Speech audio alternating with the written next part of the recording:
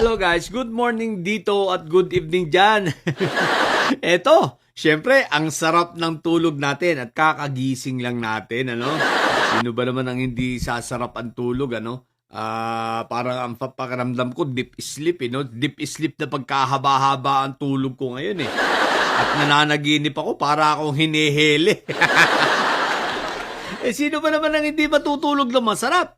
Kung natulog ka ba naman na, ang impeachment, sufficient informs substance and affirmed, di ba? Oh, sigurado na tayo na talagang yan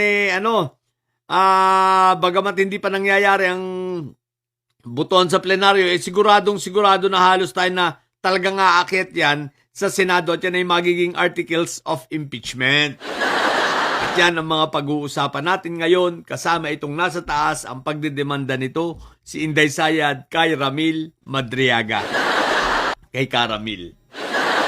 Okay guys, una sigurado na tayo na yan ay aakyat at wala yang sablay. Alam niyo kung bakit? Okay. Simple lang, gamitin na lang natin ang lohikang 54-1. 54 ang nag-affirm at ang nag-against ay isa lang. Okay, 54. Now guys, ang kailangan lang na boto para yan ay umakyat sa Senado pag natapos-tapos na ang hearing, ang mini-hearing at naiakyat sa plenaryo, ang kailangan lang boto na manggagaling sa Kongreso ay 105. No? So kung 105, guys, 54 na yung bumoto ngayon, so ibig sabihin, ang kulang na lang ay 51. 51 out of 300 plus na kongresista. Nakikita niyo yung simple logic of mathematics. Diba, napakasimple na lang. 51 na lang guys ang kulang. Naku po Rudy. Palagay ko sa lakas pa lang shoot na yan. Pero ito yun guys. Isipin mo yan kumbaga, initial pa lang, patikim pa lang itong mga narinig natin dahil nga ito ay determination of pa lang yung nangyari, di ba? Determination of sufficient in substance, no? And nakita naman natin, talaga naman bumoto ang 54 na sinasabing, meron. May sustansya. Patikim pa nga lang yan, hindi pa lumalabas yung mga tunay na ebidensya, hindi pa lumalabas ang bank account ni Inday Sayad mula sa AMLAC. Hindi pa lumalabas ang mga testimonya ni Ramil Madriaga. At hindi pa natin nakikilala kung sino talaga si Mary Grace Piatos. Diba? At saka ito pang mga ibang mga pangalan ng chichirya. So, ang ibig sabihin niyan, guys, pag lumabas, ay naku po, Rudy, madadagdagan pa. At sigurado tayo na talagang marami ang buboto para maging articles of impeachment yan. At yan ay aakyat agad-agad forthwith sa Senado. At tulad ng pangako ni Tito Soto, ni Tito Sen, pag nakarating sa kanya yan, forthwith yan. Sigurado na yan. Yun ang mga aabangan natin sa mga susunod na araw. Pero ito, pag-usapan natin itong kay Ramil Madriaga, ang pagsasampa ni Inday Sayad ng demandang perjury o pagsisinungaling daw. By the way, Ramil Madriaga, as nating tulos na nasa loob ka na ng kulungan di ba?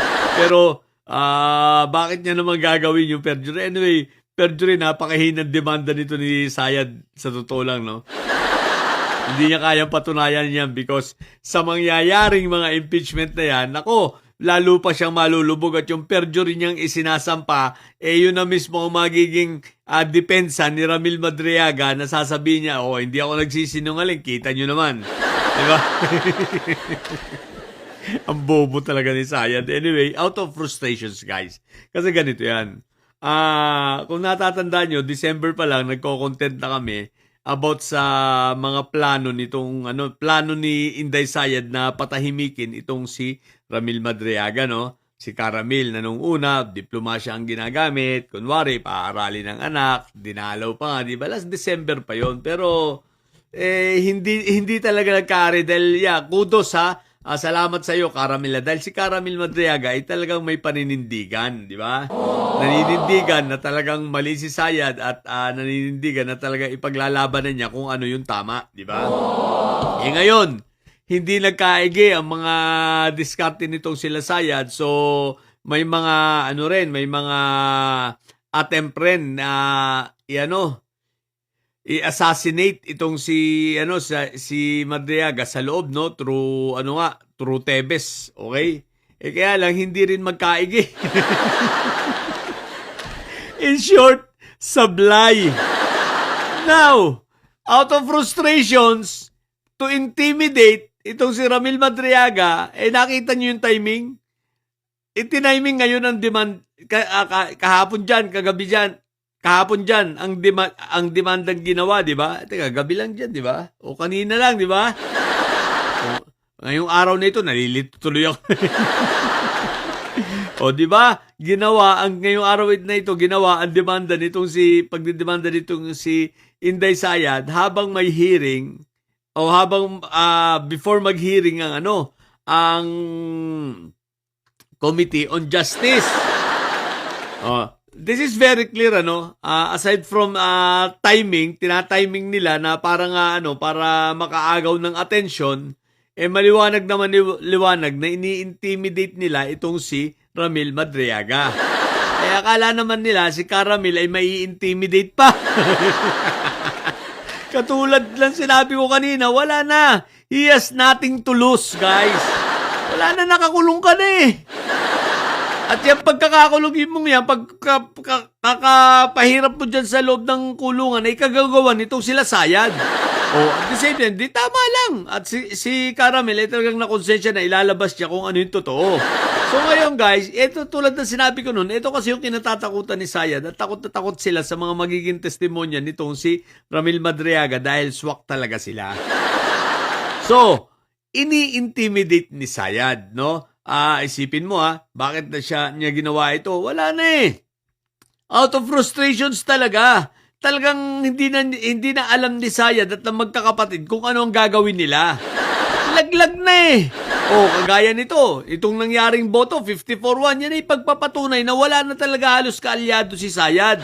Yung mga binayaran ni Pulong na ine-expect natin at least 3 ang boboto para sa against kay Inday Sayad, isa nga lang eh. Si Suntae nga lang eh. Ang bumoto pa si Canor na wala ng apil ngayon. Si Canor Suntae. Di ba ga?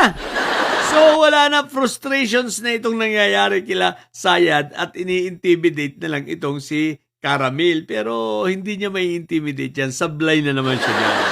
At walang mangyayari. Ang sigurado, Inday Sayad, ang paghandaan mo na, itong darating na impeachment mo, di ba? Itong darating na hearing mo pala, impeachment na hearing sa Kongreso.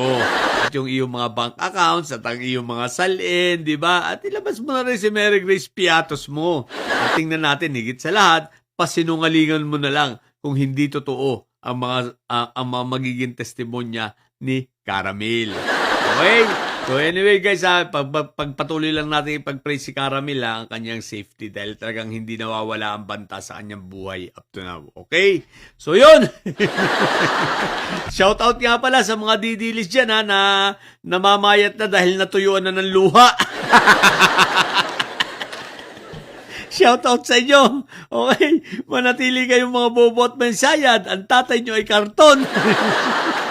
Dahil ang mga bobot may Sayad, ang may Sayad ay laging high blood. Bye! O diba? Natuyuan na kayo, ang katawan nyo natuyo na dahil natuyuan na kayo ng luha.